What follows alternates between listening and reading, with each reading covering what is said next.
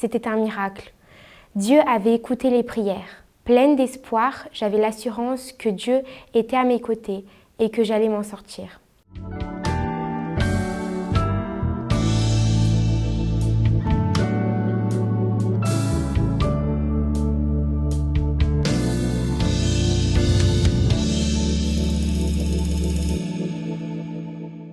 Bonjour, je m'appelle Amélie, j'ai 16 ans et maintenant je peux vivre. Je suis heureuse de pouvoir être ici et avoir la possibilité de raconter mon témoignage. Tout a commencé un vendredi de février 2017 à l'âge de 13 ans.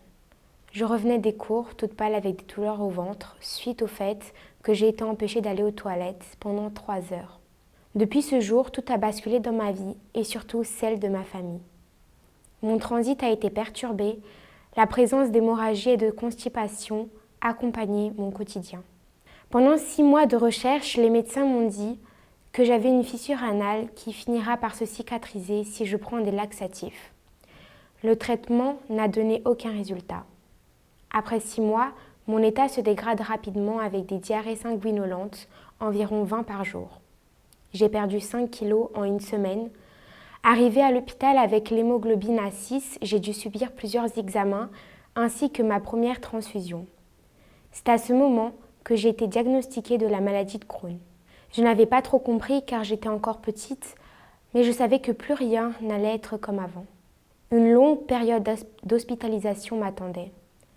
Pendant 6-7 mois, plusieurs traitements ont été essayés mais sans résultat. Je me souviens avec angoisse d'un traitement immunosuppresseur qui m'a provoqué un choc anaphylactique. C'est là que j'ai vu ma vie défiler devant mes propres yeux. J'ai vu la mort devant moi. Je n'arrivais plus à respirer, j'avais la gorge gonflée, mais Dieu m'a tenue dans ses mains protectrices et m'a gardée en vie. Le moment où les infirmiers m'ont mis la sonde nasale a été l'un des pires moments que j'ai vécu à l'hôpital. Je ne voulais plus parler, j'étais en dépression.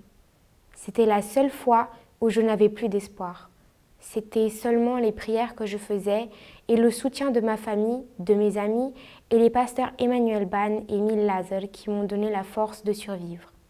Chaque jour et nuit, je subissais des prises de sang, des investigations qui me provoquaient des douleurs et perturbaient mon sommeil. J'ai subi plusieurs transfusions car je perdais beaucoup de sang. Mon état était devenu tellement critique que les médecins avaient décidé de me mettre un cathéter central pour me nourrir. De nouveau au bloc pour la 5e fois durant l'hospitalisation. Une nouvelle anesthésie générale qui m'a angoissée. À mon retour du bloc, les médecins annoncent à ma famille qu'il est nécessaire de faire une colectomie totale. Cela voulait dire que j'allais vivre sans côlon toute ma vie. À ce moment-là, des prières pour moi se sont organisées au sein de l'église. Le lendemain, pour la première fois après plusieurs mois allongée dans un lit sans force ni appétit, je me suis levée. J'ai marché jusqu'au lavabo pour me laver les dents et j'ai mangé avec beaucoup d'appétit. C'était un miracle. Dieu avait écouté les prières. Pleine d'espoir, j'avais l'assurance que Dieu était à mes côtés et que j'allais m'en sortir. Après 5 jours, les saignements se sont arrêtés complètement. J'ai juste dû boire un lait spécial pendant 3 mois.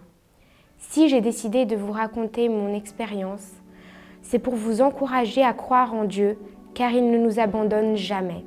J'ai pris la décision de me baptiser et de mettre ma vie au service de mon Seigneur.